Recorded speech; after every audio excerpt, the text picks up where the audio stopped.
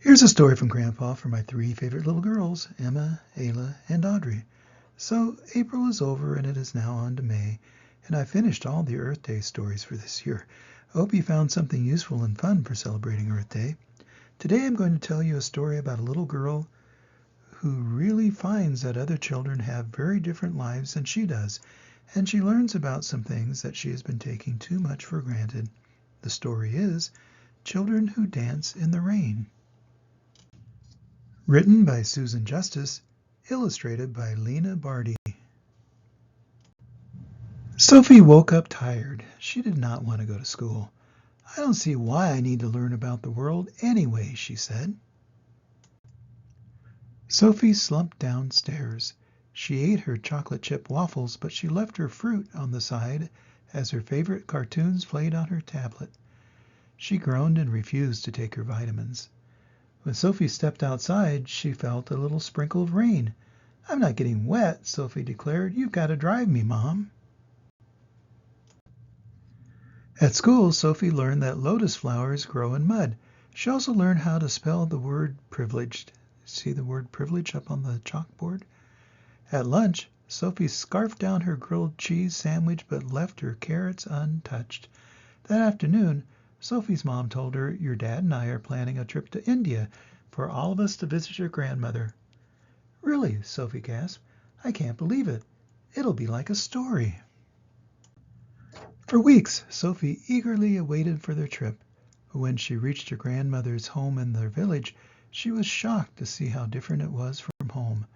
The bathroom was dirty, lizards were crawling on the bedroom walls, they didn't have pizza, and there often was no electricity or internet for her tablet. "Do we have to stay here?" Sophie asked her parents. "Can't we see someplace nice? Where else will you see these mystical creatures roaming around freely?" Sophie's sulking was interrupted by a girl who was carrying plastic and bags. "Hi, I'm Nanaki Kaur," said the girl, smiling. "Why do you have so much trash?" Sophie asked. To her surprise, the girl grinned. "I'm working to buy food for my younger brother." "Don't your parents take care of your brother?" asked Sophie. "I wish we had parents," Nanaki said. Nanaki explained that her brother was ill and that she worked so that she could feed him. "But you're just a kid," Sophie said. "There's a bunch of kids like me who work. We live in a special place. Would you like to see it?" Sophie nodded.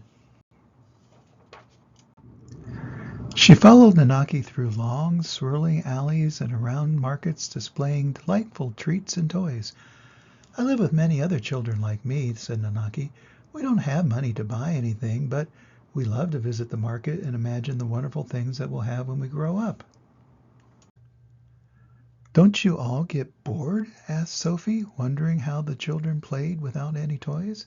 Nanaki explained that, although the children had no toys, during the shadowy nights they played in the stars. They were friends of the moon. Finally they reached Nanaki's home, a house made of mud. Many children lived in the mud colony. Some were washing their ragged clothes in a polluted pond, while others practiced writing in the dirt with sticks. "This is how you live?" Sophie asked nervously. Nanaki smiled. "Yes, at times it's hard, but when I close my eyes I can feel the divine is here, in the sky, in the mud, inside us." Sophie didn't understand what Nanaki meant. "Why don't you go to school?" Sophie asked. "I hope to someday," Nanaki said, "but if I work hard now, I will be able to buy the food and vitamins my brother needs." A wave of guilt washed over Sophie as she thought of the food that she often left on her table and the vitamins she complained about taking. That food could really help the children here. "We were saving this juice box for a special occasion," Nanaki said as her tummy grumbled. "I think it was meant for you." Sophie was amazed by Nanaki's kindness and generosity. Suddenly the sky roared and rain poured throughout the colony. Music played from one of the mud homes, serenading the neighborhood. The barefoot children rushed to the music, cheering and dancing in the rain. Their mud houses were empty, but their hearts were filled with joy. Leaving her worries behind, Nanaki grabbed Sophie to join in the magical moment as they danced in a pool of mud. As she twirled happily with the other children to melodies she had never heard before, Sophie felt the music lift her out of the mud. Her head turned up to the clouds. The cold raindrops dripped down her face. Closing her eyes, Sophie felt warm butterflies fluttering in her stomach. She wanted to remember this beautiful feeling forever. "Do you see?" asked Nanaki, looking at the sky. "The divine is the gardener, and we are the garden." The following day, Sophie returned to the mud colony with her tablet. "I want you to have this," she said. "Nanaki, you can play games and learn on it." Nanaki smiled and whispered, "Can I trade this for my brother's medicine?" Sophie nodded. Giving away one of her precious belongings made her feel strangely joyful inside. When Sophie returned from India, she felt different. Sophie had discovered that happiness doesn't come from having more things, but from being grateful for what you have and sharing it with others. Though she knew how to spell it, Sophie had never truly understood what the word privilege meant until she saw the differences between what she and the other children had. Sophie jumped out of the bed the next morning, motivated to go to school. She felt gratitude for being able to learn, and she ate the food on her plate, mindful that other children in the world were hungry. Years later. Epilogue. Sophie went on with her life and thought of Nanaki every so often throughout the years. She studied hard, and when things were difficult or school was challenging, she remained grateful in her heart despite all circumstances. Sophie graduated from medical school and returned to the mud colony with a group of doctors.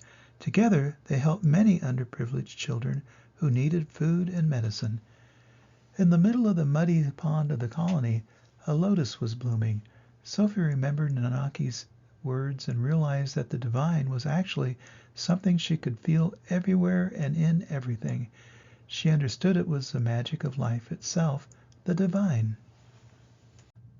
Perhaps if the mud colony was like a garden, then the children were the lotus flowers growing in the mud. And that's the end of the story. When Sophie went to visit India, where her parents and grandmother were born, she learned that other people really live a different living than how she lived. She also learned that even though other people did not have all the things she had and took for granted, other children had some very important things of looking at life that she had never thought about, and it was something that changed Sophie's life. When you pay very closely, there are always important things that you can learn about other people and how they live, but you have to bring this new ideas into your heart. Learning from other new people and embracing them in your heart are the most important things a kid can learn. Always remember that Grandpa loves you, and I hope to see you soon. Bye-bye.